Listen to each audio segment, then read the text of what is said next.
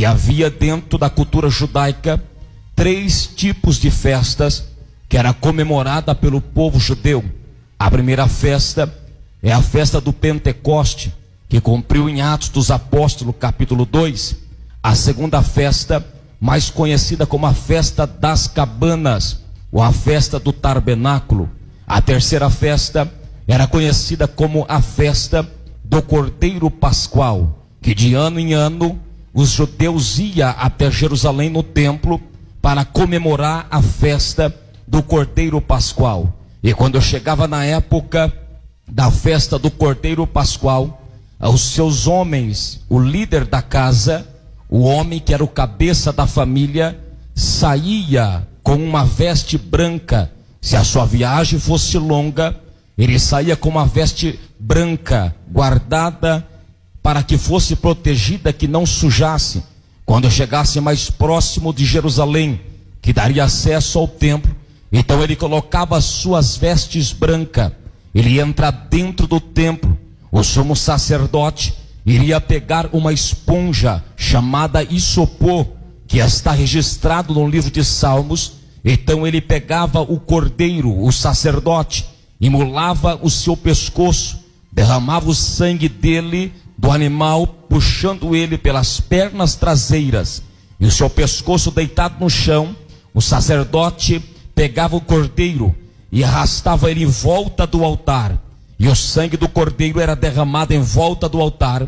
Ele pegava esta esponja chamada isopor e colocava sobre o sangue do animal. Segundo a história, ele rodava em sentido horário esta esponja, e os negros que vinham do norte da África, tanto os brancos como os negros que vinham do norte da África, como vinha também de outras cidades, e entravam dentro do templo. E quando ele rodava o sacerdote a esponja, nem que fosse um pingo da gota daquele animal, do cordeiro que fora imolado, que pingasse nas vestes brancas de alguém, quando mesmo voltava para a sua casa, ele voltava comemorando, porque uma gota do sangue do animal que era lançada pelo sumo sacerdote, ele voltava para casa dizendo: Deus perdoou a minha casa e também toda a minha família. E a Bíblia diz que este homem sai de Cirene, ele vem pelos campos andando, e parece que eu vejo que ele guarda as suas vestes, porque o trajeto do mesmo é longo.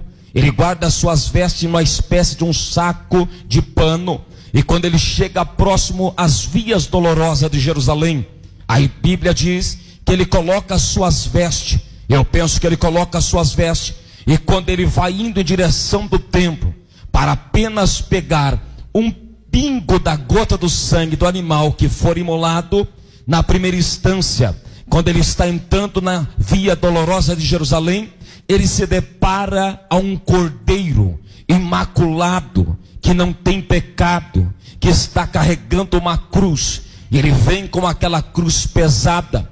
Jesus vem ensanguentado, com uma coroa de espinhos sobre a sua cabeça, e quando ele vem vindo, os soldados romanos vêm atrás do cordeiro, dando chicotadas nele talvez dizendo: vai, tu não é o rei dos judeus, vai, carregue a cruz. Mas a Bíblia diz que no meio do caminho, o cordeiro cai com a sua cruz pesada.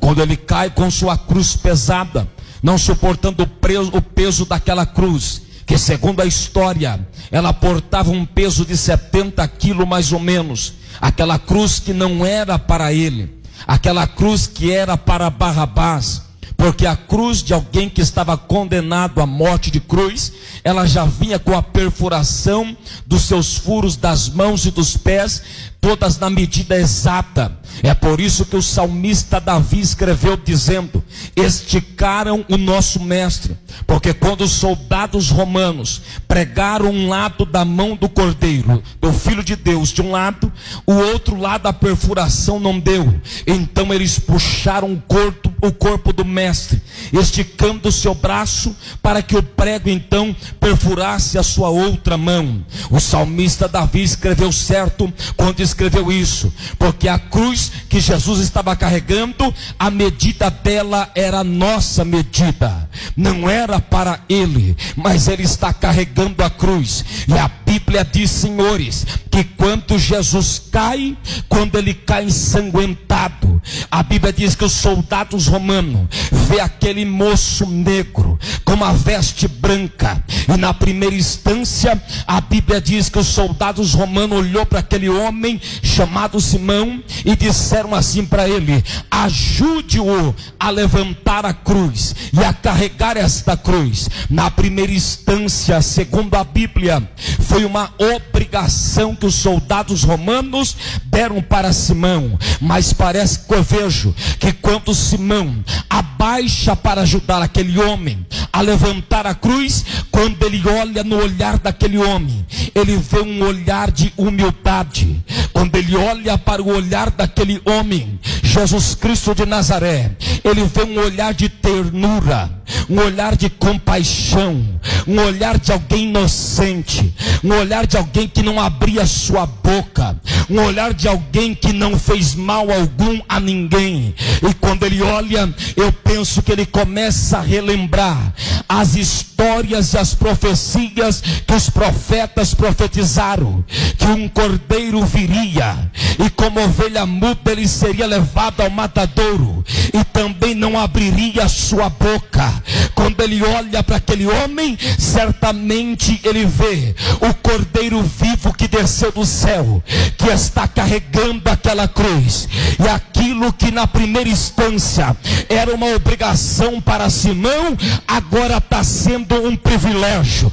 Quando ele olha no olhar daquele homem, e aquele homem olha no olhar de Simão, eu penso que Jesus olha na profundidade do olhar de Simão Cirineu, e eu penso que Jesus vê dentro do olhar daquele homem um olhar de alguém que veio lá do norte da África com umas vestes brancas para uma festa em Jerusalém, que era a festa do Cordeiro Pascual, e ele olhava no olhar de Simão, e eu penso que Jesus via, ele veio só para entrar no templo, para pegar nem que for uma gota do sangue do Cordeiro no templo, para voltar para sua casa dizendo que seus pecados da sua casa foi perdoado. E eu penso que Jesus olha no olhar dele, e eu penso que Jesus dizia, ele pensa que daqui ele não sai mais, mas mal sabe ele que o cordeiro que ele está ajudando a levantar a cruz, e o sangue que corre nas vestes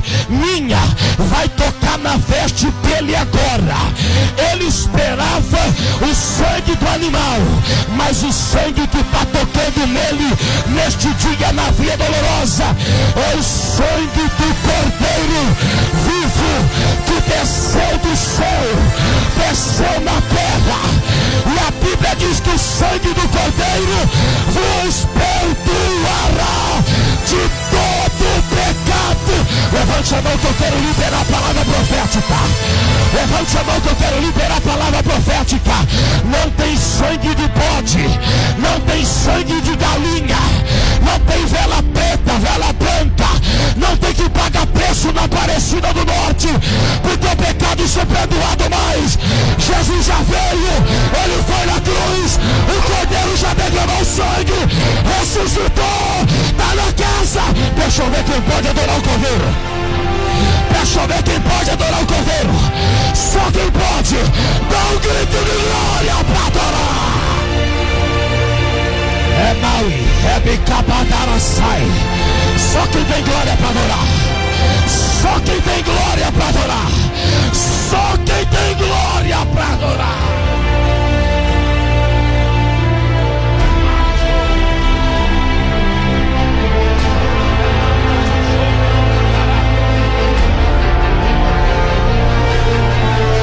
Pega a cruz.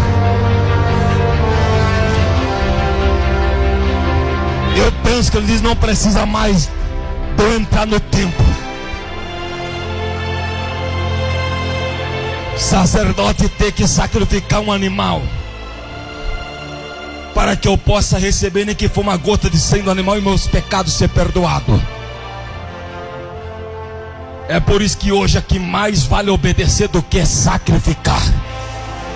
Não, você não pegou. Você não pegou? Deixa eu aplicar isso aqui para você da glória. Quando aquele